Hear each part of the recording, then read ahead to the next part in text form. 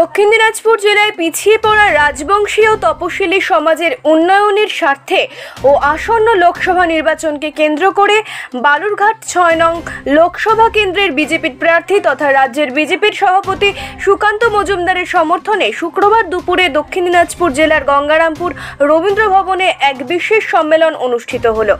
উক্ত অনুষ্ঠানে বিভিন্ন রাজনৈতিক দল থেকে প্রায় ১০০ জন যুবক বিজেপিতে যোগদান করেন। তাদের হাতে দলীয় পতাকা তুলে দেন রাজ্য বিজেপির সভাপতি তথা বালুরঘাট লোকসভা কেন্দ্রের বিজেপি প্রার্থী সাংসদ রত্ন সুকান্ত মজুমদার। এছাড়াও এদিন এই সম্মেলনে উপস্থিত ছিলেন দক্ষিণ দিনাজপুর জেলা বিজেপির সভাপতি স্বরূপ চৌধুরী, গঙ্গারামপুর বিধানসভার বিজেপির বিধায়ক সত্যেন্দ্রনাথ রায় সহ অন্যান্য নেতৃত্ব, যাদের এই সম্মেলনে প্রত্যেকের উপস্থিতি ছিল যথেষ্ট লক্ষণীয়। দেখুন, আগামী দিনে উত্তরবঙ্গে এইমস হোক, আমরা এটা চাই এবং আমাদের মনেও এই বাসনাটা আছে যে সবথেকে পিছিয়ে পড়া উত্তরবঙ্গের জেলা হচ্ছে দক্ষিণ দিনাজপুর। তো দক্ষিণ দিনাজপুরে এইমস হলে পরে আমাদের অত্যন্ত উপকার হবে। এই এলাকার মানুষ যে চিকিৎসার অভাবে মারা যায় এটা প্রমাণিত।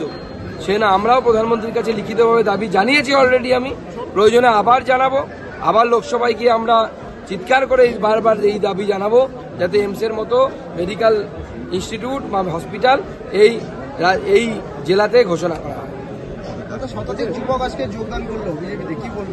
দেখুন, প্রায় ১০০-র উপরে যুব ছেলে যাদের বয়স ২০ থেকে ৩০-এর মধ্যে, তারা আমাদের এখানকার বিধায়ক সত্যেন্দ্রনাথ রায়, এখানকার টাউন মণ্ডলের সভাপতি বৃন্দাবন ঘোষ এবং যুব মোর্চার সভাপতি কুশল এবং আমাদের সম্মানীয় জেলা সভাপতির উপস্থিতিতে তারা ভারতীয় জনতা পার্টির পতাকা হাতে নিলেন এবং তারা আগামী দিনে ভারতীয় জনতা পার্টির সাথে লড়াই করবেন, ভারতীয় জনতা পার্টির হয়ে লড়াই করবেন, তৃণমূল কংগ্রেসের অত্যাচারের বিরুদ্ধে লড়াই করবেন।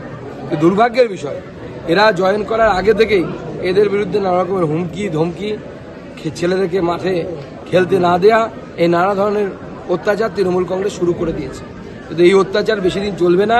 মনে রাখবেন, প্রত্যেক ক্রিয়ারই সমান এবং বিপরীত প্রতিক্রিয়া আছে। দক্ষিণ দিনাজপুর থেকে জয়দীপ মৈত্রের রিপোর্ট, খাস খবর। এখন আপনিও রিপোর্টার, আপনার এলাকার যে কোনো খবর পাঠান এই নম্বরগুলোতে।